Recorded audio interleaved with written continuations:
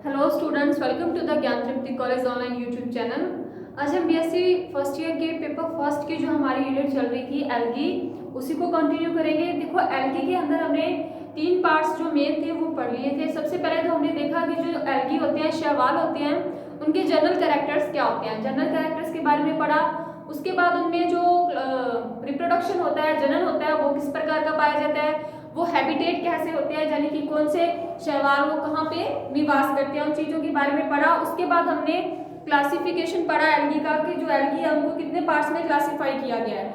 इसे क्लासिफिकेशन को कंटिन्यू करते हुए हम देखते हैं कि हमने जो फिश था, सबसे पहला जो हमने क्लासिफिकेशन पढ़ा था वो फिश के अकॉर्डिंग पढ़ा था, जिसने 11 क्लासेस में बांटा हुआ था किसको, शैवालों को। ठीक है, फिश के जो क्लासिफिकेशन था उसके बाद हमने नेक्स्ट देखा था, हमने हेडिंग डाली थी क्रिस्टनसेन का क्लासिफिकेशन। आप क्रिस्टनसेन की क्लासिफिकेशन को कंटिन्यू करते हुए देखते हैं कि जो क्रिस्टनसेन था उसने ये जो क्लासिफिकेशन था वो किस बेस पे दिया था।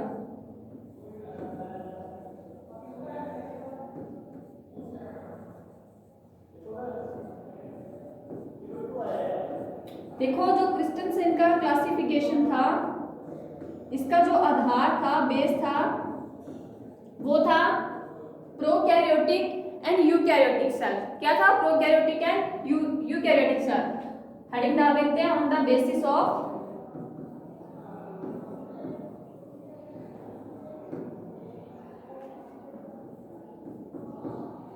प्रोकैरियोट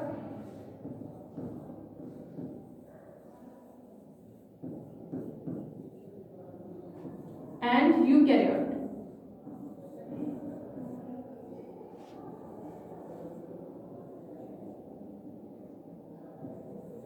देखो जो प्रोकैरियोट होते हैं, यूकैरियोट होते हैं, वो क्या होते हैं? ठीक है, देखो ये प्रोकैरियोटिक और यूकैरियोटिक दो सेल्स के टाइप हैं।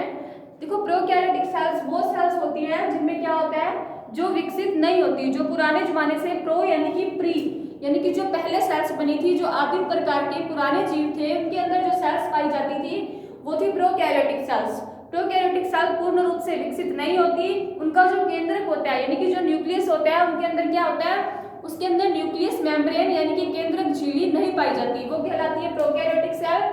और यूकैरियोट सेल वो होती है जो आधुनिक प्रकार की विकसित सेल है, यानी कि इसके केंद्रक के बाहर न्यूक्लियस मेम्ब्रेन या केंद्रक झिल्ली पाई जाती है।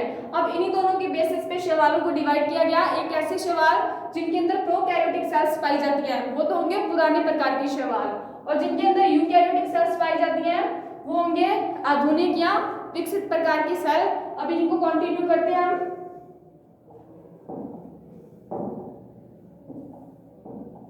देखते हैं क्लासिफिकेशन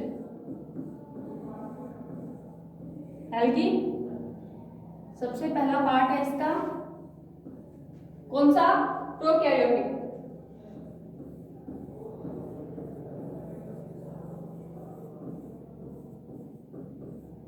प्रोकैरियोटिक एल्गी। सेकंड है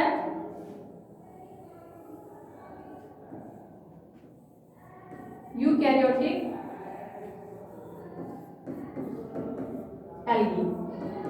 प्रोकैरियोटिक एल्गी जिनमें प्रोकैरियोटिक सेल्स पाई जाएंगी, और यूकैरियोटिक एल्गी जिनके अंदर यूकैरियोटिक सेल्स पाई जाएंगी। अब देखो जो प्रोकैरियोटिक एल्गी है, इनको आगे डिवीजन में, कौन से डिवीजन में डिवाइड किया गया है, इनको आगे जो डिवीजन में डिवाइड किया गया है वो है साइनोफाइटा। डिवीजन साइनोफाइटा। और जो साइनोफाइटा डिवीजन है इसके अंदर कौन से क्लास आएगी, कौन सी क्लास के एल्गी आएंगे, साइनोफाइसी के। और जो साइनोफाइसी के अंदर जो सारे के सारे एल्गी आएंगे, उनके अंदर जो सेल्स होंगी वो कैसी होंगी, प्रोकैरियोटिक सेल्स होंगी, जिसका उन्हें क्या बोला जाएगा, जिसका उन्हें बोला जाएगा प्रोकैरियोटिक एल्गी। अब उसके बाद है यूकैरियोटिक एल्गी। ठीक है, यूकैरियोटिक एल्गी को दो भाग में डिवाइड किया गया है, एकोनेटा और कोनेटा।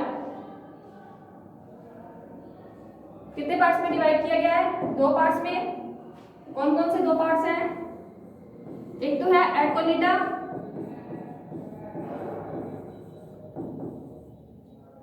और एक है कोनेटोफोरा।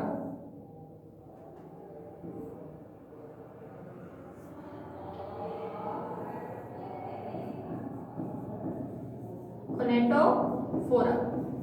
अब देखो एकोनेटा और कोनेटोफोरा जो डिवाइडेशन किया गया है, इन दोनों डिवीजन को किस आधार पे बांटा गया है? देखो कोनेटोफोरा को हम क्या बोल सकते हैं? कोनेटोफोरा के अंदर जो फ्लैजिला होती है वो प्रेजेंट होती है। क्या होती है? फ्लैजिला होती है, वो प्रेजेंट होती है। अब जो एकोनेटा है इसके अंदर क्या होगी? फ्लैजिला एब्सेंट होगी। और जो कोनेटोफोरा है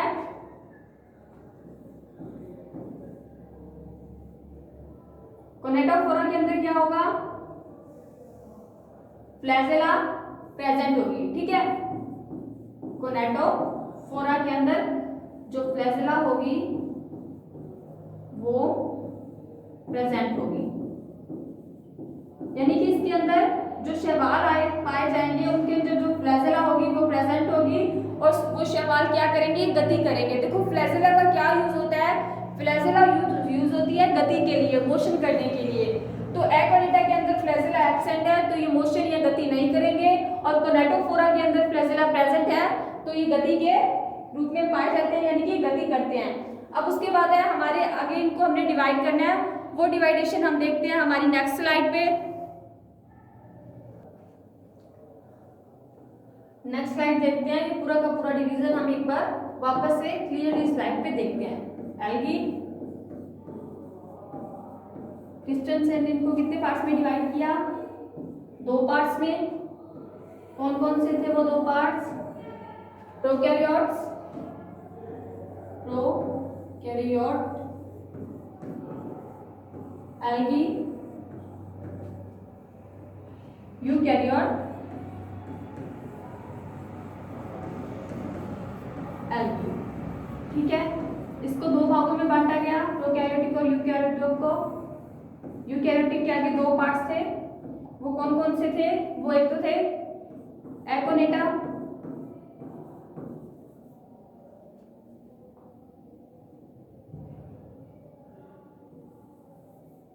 एकोनेटा और दूसरे थे कोनेटोफोरा। अब ये जो कोनेटोफोरा और एकोनेटोफोरा में डिवाइड किया गया था, या फिर कोनेटा या फिर एकोनेटा या कोनेटोफोरा में जो डिवाइडेशन था वो किसके बेस पे था? फ्लैजिला के बेस पे। तो इनमें तो क्या है? फ्लैजिला एब्सेंट है। किनके अंदर? एकोनेटा के अंदर। और कोनेटोफोरा के अंदर फ्लैजिला प्रेजेंट है, यानी कि ये गति करेंगे और एकोनेटा गति नहीं करेंगे। उसके बाद प्रोकैरियोटिक को आगे किसमें डिवाइजन किया गया? इसका एक डिवीजन था, वो डिवीजन कौन सा था? वो था साइनोफाइटा। साइनोफाइटा के अंदर जो शैवाल आ रहे थे उनको रखा गया प्रोकैरियोट के अंदर। तो साइनोफाइटा का मतलब क्या है? कि जो साइनोफाइसी क्लास है उसके जो एल्गी होंगे वो सारे के सारे कैसे होंगे? वो सारे के सारे होंगे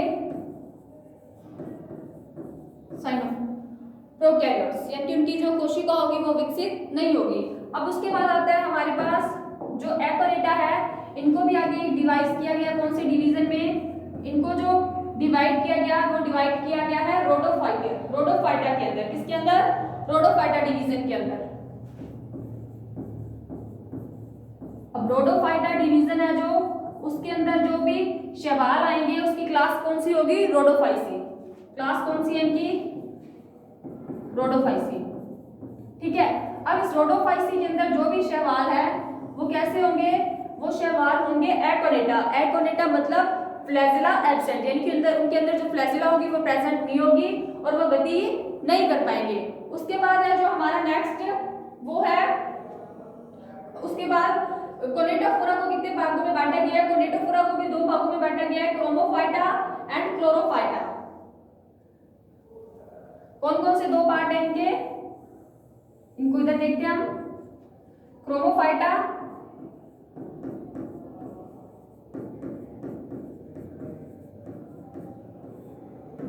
नंबर 1 पे और सेकंड पे है क्लोरोफाइटा।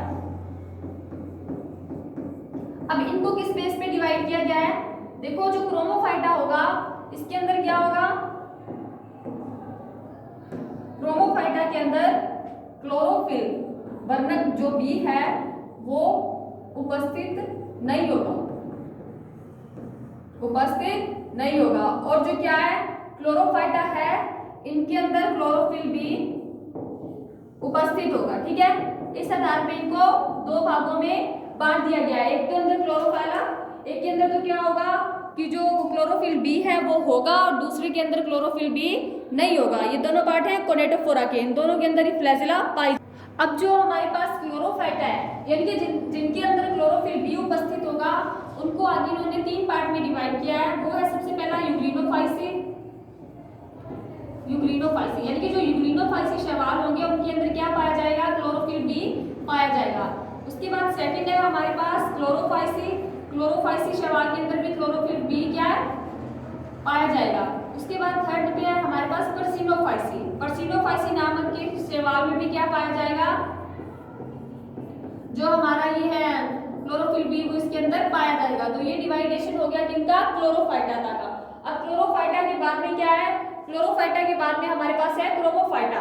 अब क्रोमोफाइटा को कौन कौन से पार्ट में डिवाइड किया गया है या कौन कौन सी क्लास में इनके अंदर रखा गया है वो देखते हैं। ये हम ऊपर देखते हैं इनके जो पार्ट्स है वो कौन कौन से है। सबसे पहला इनका जो पार्ट है यानी कि जिनमें क्लोरोफिल बी नहीं होता वो क्लास है साइनोफाइसी, साइनोफाइसी।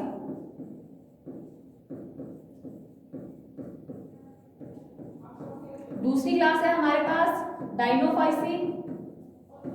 ये क्लासेस पढ़ी थी ना हमने फिश के वर्गीकरण में, जो 11 क्लासें थी। नंबर 3 पे जो हमारे पास है जैंथोफाइसी। इन सब के अंदर क्या होता है, क्लोरोफिल बी नहीं पाया जाता, इनका वर्णक होता है, जो पिगमेंट होता है वो अलग होता है। ठीक है, जैंथोफाइसी के बाद नेक्स्ट है हमारे पास क्राइसोफाइसी, क्राइसोफाइसी। और इनके सारों के अंदर जो पिगमेंट पाए गए हैं वो मैंने तुम्हें बताए थे किसके अंदर, क्लासिफिकेशन के अंदर। नंबर 5 पे है बेसिलियोफाइसी।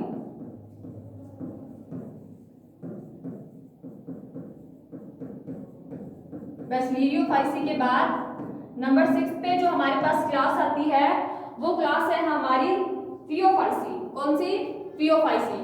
तो इस प्रकार जो ये क्रिस्टेंसन का वर्गीकरण था वो कंप्लीट हुआ था। किसके बेस पे, इन्होंने दो आधार लिए थे, एक तो लिए थे प्रोकैरियोटिक यूकैरियोटिक सेल, उसके बाद लिए थे फ्लैजेला प्रेजेंट एब्सेंट, और उसके बाद थर्ड था chlorophyll B and chlorophyll B जिसमें उपस्थित है और जिसमें उपस्थित नहीं है। सबसे पहले प्रोकैरियोटिक सेल में देखते हैं। प्रोकैरियोटिक एल्गी में आया था साइनोफाइटा, उसके जो क्लास थी वो थी साइनोफाइसी। सारे के सारे साइनोफाइसी प्रोकैरियोट थे।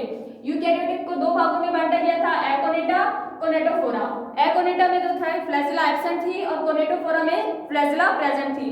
एकोनेटा को आगे कौन से डिवीजन में रखा गया था, रोडोफाइटा में। रोडोफाइटा क्लास के अंदर थे रोडोफाइसी शैवाल यानी कि जो लाल रंग के शैवाल थे, जिनके अंदर कौन सा वर्णक पाया जाता है, फाइकोइरिथ्रिन। ठीक है, उसके बाद थे कोनेटोफोरा। कोनेटोफोरा को दो भागों में बांटा गया था आगे, एक तो क्लोरोफाइटा एक क्रोमोफाइटा। क्रोमोफाइटा के अंदर क्लोरोफिल बी नहीं था और क्लोरोफाइटा के अंदर क्लोरोफिल बी था उपस्थित। उसके बाद जो क्लोरोफाइटा था उसको दो भागों में बांटा गया था, तीन भागों में सॉरी, यूग्लिनोफाइसी। ठीक है, ये इरेज हो चुका है। यूग्लिनोफाइसी था, पर्सिनोफाइसी था और क्लोरोफाइसी था। Chlorophyceae, Prasinophyceae, Euglenophyceae, Chlorophyceae and Prasinophyceae. उसके बाद था क्रोमोफाइटा को 6 क्लासेस में बांटा गया, साइनोफाइसी, डाइनोफाइसी, ज़ैंथोफाइसी, क्रायोफाइसी, बेसिलियोफाइसी एंड फियोफाइसी। ये हमारा क्रिस्टेंसन का जो क्लासिफिकेशन है वो कंप्लीट हो चुका है। उसके बाद जो हमारे पास नेक्स्ट एंड लास्ट क्लासिफिकेशन है वो है, नेक्स्ट और लास्ट क्लासिफिकेशन है एफी राउंड का क्लासिफिकेशन। किसका है, एफी राउंड का क्लासिफिकेशन या वर्गीकरण। देखो अभी एफी राउंड ने जो वर्गीकरण दिया था वो किस आधार पे दिया था, वो आधार दिया था इन्होंने न्यूक्लियर कैरेक्टर, यानी कि जो इनके न्यूक्लियर कैरेक्टर्स थे जो एल्गी के वो कैसे है, यानी कि जो इनका केंद्र क्या है वो कैसा है, और इनके अंदर स्पेशली जो पिगमेंट है, जो इनका मेन आधार था, मेन क्राइटेरिया था वो था पिगमेंट, यानी कि इनके अंदर जो पिगमेंट पाया जाता है, वर्णक पाया जाता है, उनके आधार पे डिवाइड किया कि जो हरे जिनमें हरा वर्णक पाया जाता है उनको अलग रखा, जिनमें रेड वर्णक पाया जाता है उनको अलग रखा, ब्लू को अलग रखा और ग्रीन को अलग रखा। तो लिख देते हैं बेसिस ऑफ क्लासिफिकेशन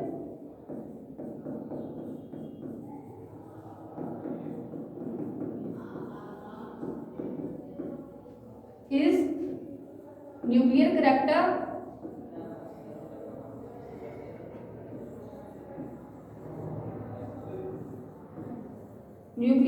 यानी कि इनका जो केंद्र क्या वो कैसा है, एंड पिगमेंट यानी कि वर्णक के आधार पर, मेनली तो पिगमेंट ही था। ठीक है, सबसे पहले इन्होंने क्या किया, एल्गी को दो भागों में डिवाइड कर दिया।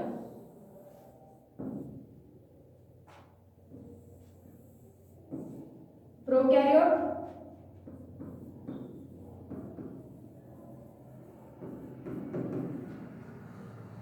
यूकैरियोटा। ये तो वो क्रिस्टल सेल का यहां तक तो सेम ही था। इसके आगे इन्होंने अपना जो क्या था डिवाइडेशन था, डिवीजन था वो दिया। अब इन्होंने प्रोकैरियोटिक के अंदर किसको रखा, इसके अंदर रखा इन्होंने ब्लू ग्रीन पिगमेंट को। किसको, ब्लू ग्रीन पिगमेंट। और जो ब्लू ग्रीन पिगमेंट जिन शैवालों के अंदर पाया जा रहा था, ब्लू ग्रीन पिगमेंट यानी कि नीला हरा जो वर्णक था, नील हरित शैवालों में नीला हरा वर्णक पाया जाता है। तो उनकी जो फाइलम था, जो संघ था, उन्हें कौन से फाइलम में रखा गया, उन्हें रखा गया साइनोफाइसी के अंदर। यानी कि जो साइनोफाइसी संघ के शैवाल होते हैं उनके अंदर क्या होता है, उनके अंदर जो पिगमेंट पाया जाता है वो कौन सा होता है, वो होता है ब्लू ग्रीन पिगमेंट। ठीक है, ये तो डिवाइडेशन हो गया प्रोकैरियोट्स का। उसके बाद यूकैरियोट में इन्होंने क्या देखा, सबसे पहले इन्होंने देखा ग्रीन पिगमेंट, यानी कि जो ग्रीन पिगमेंट होता है वो किन के अंदर पाया जाता है। ये ले लिया, इसके अंदर इन्होंने ग्रीन पिगमेंट।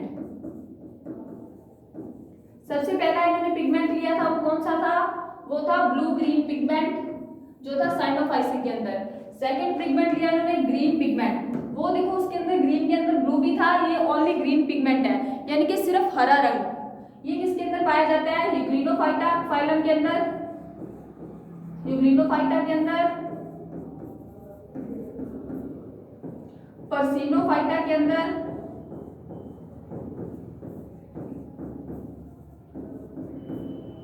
क्लोरोफाइटा के अंदर, क्योंकि क्लोरोफाइटा के अंदर तो मेन होता ही क्लोरोफिल है। ठीक है, इन तीनों के अंदर क्या पाया जाएगा, हरा वर्णक, यानी कि हरा वर्णक को किससे शो करते हैं, क्लोरोफाइटा या क्लोरोफाइसी से शो करते हैं। और क्रायोफाइटा होते हैं, जो क्रायोफाइटा के अंदर भी कौन सा पाया जाता है, ग्रीन पिगमेंट पाया जाता है। तो इन चारों के चारों फाइलम में कौन सा पिगमेंट पाया जाएगा, ग्रीन पिगमेंट। ये हमारा दूसरा पिगमेंट कंप्लीट हो गया। उसके बाद सेकंड के बाद हमारे पास जो थर्ड पिगमेंट है वो भी किसके अंदर आएगा, वो भी यूकैरियोटिक के अंदर ही आएगा। और वो देखते हैं हम यहाँ पे ब्राउन पिगमेंट। कौन सा पिगमेंट है, ब्राउन पिगमेंट। अब ब्राउन पिगमेंट के अंदर कौन कौन सी क्लासेस आएंगी वो देखते हैं। सबसे पहले तो आएगी इसके अंदर जेंथोफाइटा। जो जेंथोफाइटा शैवाल होते हैं उनके अंदर जो वर्णक पाया जाता है या पिगमेंट पाया जाता है वो कौन सा होता है, ब्राउन पिगमेंट होता है। ठीक है, जेंथोफाइटा के अलावा किसके अंदर पाया जाएगा, ये जेंथोफाइटा के अलावा ये पाया जाएगा हेप्टोफाइटा, क्राइसोफाइटा, बेसिलियोफाइटा। जेंथोफाइटा के बाद है इसमें नेक्स्ट हेप्टोफाइटा,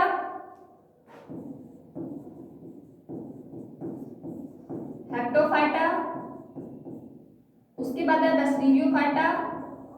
इन सब के अंदर जो वर्णक पाया जा रहा है वो ब्राउन है।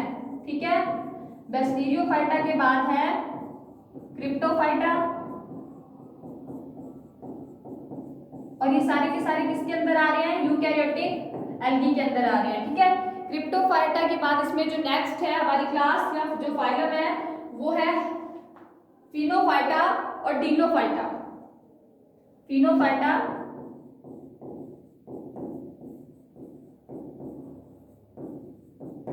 एंड नेक्स्ट यहाँ लिख लेते हैं डिनोफाइटा। ठीक है, तो ये हो गया हमारा वर्गीकरण या क्लासिफिकेशन किसका, ब्राउन पिगमेंट का। ब्राउन पिगमेंट के बाद जो फोर्थ पिगमेंट इन्होंने लिया है वो है green red pigment. Green red pigment किसके अंदर होता है, देखो ब्राउन पिगमेंट भी क्रिप्टोफाइटा के अंदर होता है, लेकिन मेनली जो होता है ये क्राइसोफाइटा में होता है। किसमें होता है? क्राइसोफाइटा में होता है। तो यहाँ पे हम क्रिप्टोफाइटा की जगह क्या लिख देंगे? क्रिप्टोफाइटा की जगह यहाँ हम लिख देंगे क्राइसोफाइटा। और जो क्रिप्टोफाइटा है उसके अंदर कौन सा पाया जाएगा? उसके अंदर जो हमारा फोर्थ है नेक्स्ट, इसको बोलते हैं रेड ग्रीन पिगमेंट, यानी कि रेड भी होगा और ग्रीन कलर, दोनों कलर इसमें उपस्थित होंगे। वो होता है क्रिप्टोफाइटा के अंदर। किसके अंदर? क्रिप्टोफाइटा के अंदर, ठीक है। और नेक्स्ट है हमारे पास नंबर 5 पे रेड पिगमेंट। रेड पिगमेंट और ओनली रेड पिगमेंट किसके अंदर पाया जाता है? ये पाया जाता है रोडोफाइटा के अंदर। जो रोडोफाइसी शैवाल होते हैं उनके अंदर क्या पाया जाता है? रेड पिगमेंट पाया जाता है। इस प्रकार जो हमारा एफई राउंड का क्लासिफिकेशन था वो कंप्लीट हो चुका है। 2 भागों में था, प्रोकैरियोट्स, यूकैरियोट्स। प्रोकैरियोट एल्गी में ब्लू ग्रीन पिगमेंट था और फाइलम था साइनोफाइसी।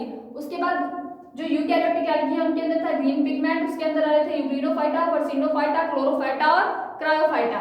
उसके बाद ब्राउन पिगमेंट था जेंथोफाइटा, हेप्टोफाइटा, बेसिडियोफाइटा, क्राइसोफाइटा, फिनोफाइटा और डिनोफाइटा के अंदर। उसके बाद रेड ग्रीन पिगमेंट था क्रिप्टोफाइटा के अंदर और ओनली रेड पिगमेंट था रोडोफाइटा के अंदर, ठीक है।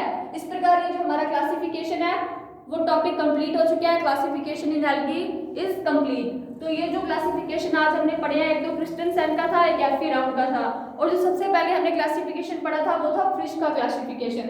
तो इनमें सबसे जो इम्पोर्टेंट क्लासिफिकेशन है वो फ्रिश का क्लासिफिकेशन है, ठीक है। फ्रिश के क्लासिफिकेशन के अंदर देखो क्या है कि उन्होंने 11 क्लासेस में डिवाइड किया था। तो आपको मेनली जो क्लासिफिकेशन पढ़ना है वो फ्रिश का ही पढ़ना है और इनको मेनली ध्यान रखना है कि ये किस बेसिस पे था और कौन कौन से फाइलम और क्लास और पिगमेंट इनके अंदर पाए जाते हैं, ठीक है। अब हमारा जो नेक्स्ट टॉपिक होगा वो होगा स्ट्रक्चर ऑफ एल्गी। क्या होगा? थैलस स्ट्रक्चर ऑफ एल्गी, यानी कि जो एल्गी है उनका जो बॉडी होती है उनकी संरचना कैसी होती है वो पढ़ेंगे हम। Thallus structure of algae. देखो जो आज हमने ये thallus structure of algae heading डाली है, इसके अंदर जो थैलस वर्ड है इसका मतलब क्या होता है? यानी कि जो एल्गी होते हैं उनकी बॉडी होती है थैलस। अब थैलस का मतलब क्या होता है? ऐसी बॉडी जिसके अंदर जो प्लांट रूट, लीव और स्टेम में डिवाइड नहीं होता उसको बोलते हैं थैलस प्लांट। ऐसा प्लांट जो रूट, स्टेम या फिर लीव यानी कि जड़, तना, पत्ती में डिवाइड नहीं होता, उस पूरे पौधे की संरचना एक जैसी होती है। उनको देखकर हम पता नहीं लगा सकते कि इसके अंदर जड़ कौन सा है और पत्ती कौन सी है और तना कौन सा है। वो स्ट्रक्चर क्या कहलाती है? Thallus structure. और जो एल्गी होती है उनकी स्ट्रक्चर भी कैसी होती है? थैलस होती है। अब उस थैलस के अंदर जो पार्ट होते हैं उनको कितने भागों में विभाजित किया गया जो एल्गीज है संरचना के आधार पर वो देखते हैं। देखो थैलस 2 प्रकार के होते हैं, यानी कि और ये जो शैवाल होते हैं वो मेनली 2 प्रकार के होते हैं। सबसे पहले तो हो गए यूनिसेल्यूलर शैवाल, यूनिसेल्यूलर एल्गी, ठीक है। उसके बाद है मल्टी सेल्यूलर एल्गी। अब यूनि और मल्टी सेल्यूलर का तो नेम से ही पता लग रहा है, नेम से स्पष्ट हो रहा है कि क्या मतलब है। देखो ऐसे शैवाल जो सिर्फ एक ही कोशिका से या एक ही प्रकार की कोशिका से मिलकर बनते हैं उनको बोलते हैं यूनिसेल्यूलर एल्गी। और ऐसे शैवाल जो एक से अधिक प्रकार की कोशिकाओं से मिलकर बनते हैं उन्हें बोलते हैं मल्टी सेल्यूलर एल्गी। अब यूनिसेल्यूलर एल्गी जो होते हैं इनके अंदर जो भी काम होते हैं वो सिर्फ एक ही सेल करती है, जैसे कि जनन हो गया, श्वसन हो गया, पाचन हो गया, ये सब सारी क्रियाएं होती हैं वो एक ही सेल द्वारा कंप्लीट होती हैं। और जो मल्टी सेल्यूलर होते हैं उनमें ये अलग अलग प्रकार के सेल्स द्वारा होते हैं, ठीक है। अब यूनिसेल्यूलर को भी आगे 2 पार्ट्स में डिवाइड किया गया है। एक तो है मोटाइल यूनिसेल्यूलर एल्गी और एक है नॉन मोटाइल यूनिसेल्यूलर एल्गी। अब मोटाइल और नॉन मोटाइल का मतलब क्या होता है? मोटाइल तो वो एल्गी होते हैं जो गति कर सकते हैं, ठीक है, नॉन मोटाइल वो होते हैं जो गति नहीं कर सकते। जो गति कर सकते हैं यानी कि जो मोटाइल होते हैं उनके अंदर फ्लैजेला पाई जाती है, और जो गति नहीं कर सकते यानी कि जो नॉन मोटाइल होते हैं उनके अंदर फ्लैजेला नहीं पाई जाती है। ठीक है, अब मोटाइल का एग्जांपल है हमारे पास क्लेमाइडोमोनास।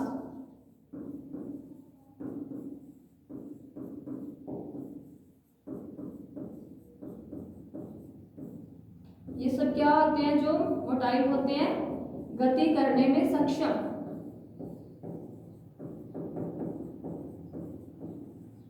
यानी कि गति कर सकते हैं। और नॉन मोटाइल का हमारे पास एग्जांपल है क्लोरेला। जो क्लोरेला शैवाल होता है वो गति नहीं कर सकता। इनको क्या बोलेंगे, गति करने में असक्षम।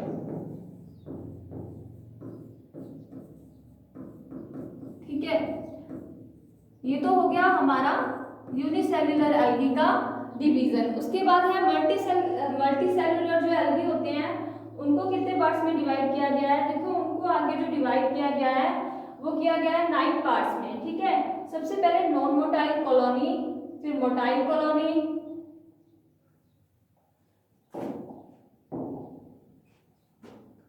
पार्ट ए है इसका नॉन मोटाइल कॉलोनी।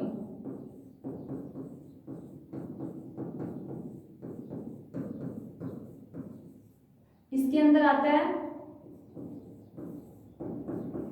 उसके बाद है मोटाइल कॉलोनी,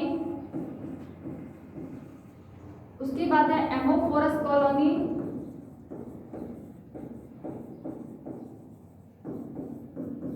अब motile colony, non motile colony, amorphous colony, इनके जो मतलब है वो हम देखते हैं। और इनके साथ ही जो आगे की इनकी है वो है dendroid colony, dendroid colony, हेट्रोट्राइकोस,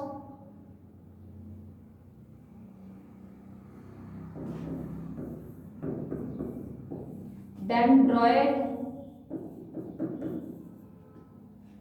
hetero ट्राइकोस, filamentous. Filament क्या होता है, तंतु यानी कि फाइबर जैसी जिनकी स्ट्रक्चर होती है वो क्या कहलाते हैं, फिलामेंटस एल्गी। अब फिलामेंटस को भी आगे 3 पार्ट्स में डिवाइड किया गया है। एक तो है सिंपल फिलामेंटस, एक क्या है अनब्रांच्ड, एक है सिंपल ब्रांच, और एक है पेस्यूडो ब्रांच। ठीक है, उसके बाद नेक्स्ट है हमारे पास साइफोनस, पेस्यूडो, पैरेंकाइमेट्स, साइफोनस, पेस्यूडो, पैरेंकाइमेट्स।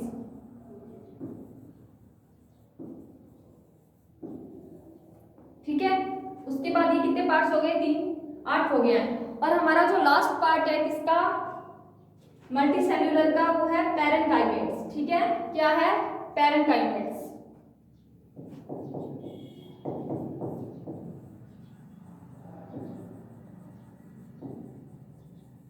अब देखो ये जो डिवाइड है हमारा कंप्लीट हो चुका है, डिवीजन है जो स्ट्रक्चर के आधार पर, मोटाइल और नॉन मोटाइल तो मैंने आपको बता दिए, इसके एग्जांपल बता दिए हैं।